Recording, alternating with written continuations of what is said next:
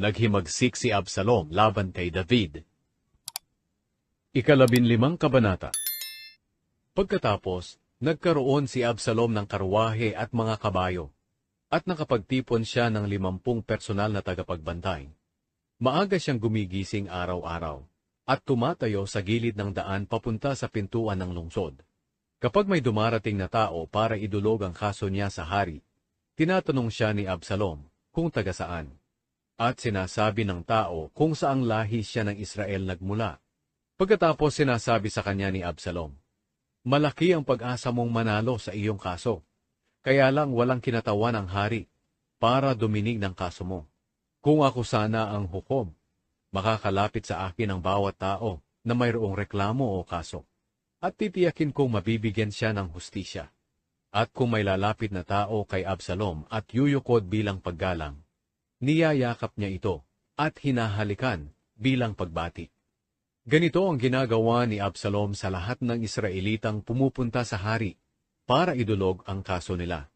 Kaya nakuha niya ang tiwala ng mga Israelita. Pagkalipas ng 4 na taon, sinabi ni Absalom sa hari, "Payagan niyo po akong pumunta sa Hebron para tuparin ang ipinangako ko sa Panginoon. Noong naninirahan pa ako sa Geshur na sakop ng Aram, nangako ako sa Panginoon na kung pababalikin ulit ako ng Panginoon sa Jerusalem, sasamba ako sa kanya sa Hebron." Sinabi ng hari sa kanya, "Sige, magkaroon ka sana ng matiwasay na paglalakbay." Kaya pumunta si Absalom sa Hebron.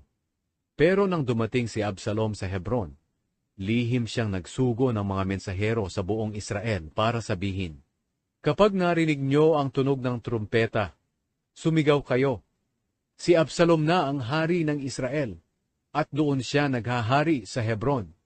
Isinama ni Absalom ang 200 tao para pumunta sa Hebron. Subalit ang mga taong ito'y walang alam sa mga plano ni Absalom.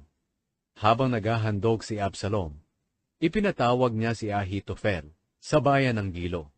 Taga-Gilo si Ahitofel, at isa sa mga tagapayo ni David. Habang tumatagal, lalong dumarami ang mga tagasunod ni Absalom, kaya lumakas ang plano niyang pagre-rebelde laban kay David. Tumakas si David. May isang mensaherong nagsabi kay David na ang mga Israelita'y nakipagsabuatan na kay Absalom. Sinabi ni David sa lahat ng kasama niyang opisyal sa Jerusalem, "Dali, kailangan nating makatakas agad. Baka sumalakay si Absalom at maabutan niya tayo, at pagpapatayin tayong lahat, pati na ang mga nakatira sa Jerusalem.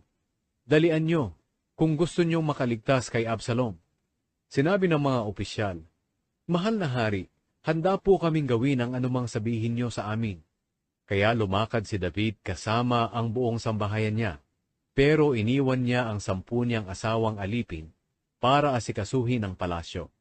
Lumakad na si David at ang mga tauhan niya, at huminto sila sa tapat ng kahuli-hulihang bahay ng lungsod. At pinauna ni David ang lahat ng tauhan niya, pati na ang lahat ng personal niyang tagapagbantay, na mga Kereteo at Peleteo. Sumunod ang 600 tao na galing sa Gat at sumama kay David. Sinabi ni David kay Itay, na pinuno ng mga taga-Gat, "Bakit kayo sumasama sa amin? Bumalik kayo sa Jerusalem, sa bagong hari ninyo na si Absalom. Mga dayuhan lang kayo sa Israel na tumakas mula sa lugar ninyo. Kadarating lang ninyo dito. Tapos ngayon sasama kayo sa amin ay hindi nga namin alam kung saan kami pupunta.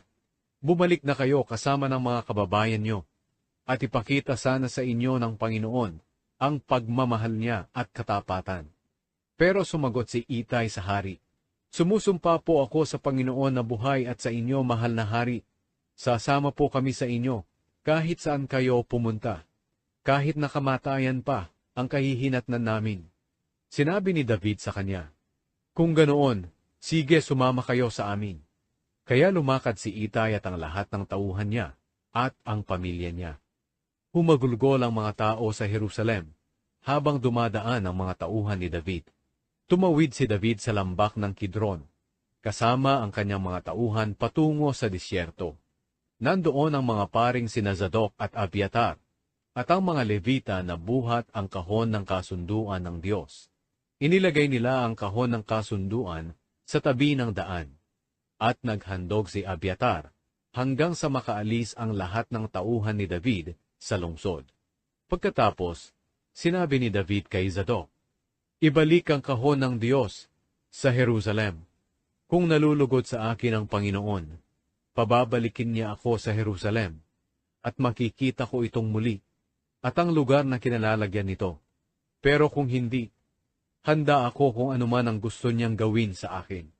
Sinabi pa ni David kay Zadok, "Matiwasay kayong bumalik ni Abiatar sa Jerusalem, kasama ang anak mong si Ahimahas, at ang anak ni Abiatar na si Jonathan, at magmanman kayo roon.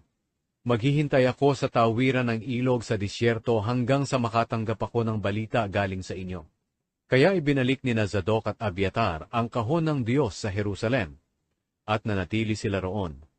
Umiiyak na umakyat si David sa bundok ng Olibo. Nakapaalang siya, at tinakpan niya ang ulo niya bilang pagdadalamhati. Nakatakip din ng ulo ang mga kasama niya at umiiyak habang umaakyat. May nagsabi kay David na si Ahitofel ay sumama na kay Absalom. Kaya nanalangin si David, "Panginoon, gawin po ninyong walang kabuluhan ang mga payo ni Ahitofel." Nang makarating sina David sa ibabaw ng bundok ng Olibo, kung saan sinasamba ang Diyos, sinalubong siya ni Hushai na Arkeyo. Punit ang damit niya, at may alikabok ang kanyang ulo bilang pagdadalamhati. Sinabi ni David sa kanya, "Wala kang maitutulong kung sasama ka sa akin. Pero kung babalik ka sa lungsod, at sasabihin mo kay Absalom na pagsisilbihan mo siya, gaya ng pagsisilbing ginawa mo sa akin, matutulungan mo pa ako sa pamamagitan ng pagsalungat sa bawat payong ibibigay ni Ahitofel. Naroon din sina Zadok at Abiatar na mga pari. Sabihin mo sa kanila ang lahat ng maririnig mo sa palasyo ng hari. Pagkatapos, papuntahin mo sa akin ang mga anak nilang sina Ahimahas at Jonathan, para ibalita sa akin ang mga narinig nila." Kaya bumalik sa Jerusalem si Hushai, na kaibigan ni David. Nagkataon naman na papasok noon ng lungsod si Absalom.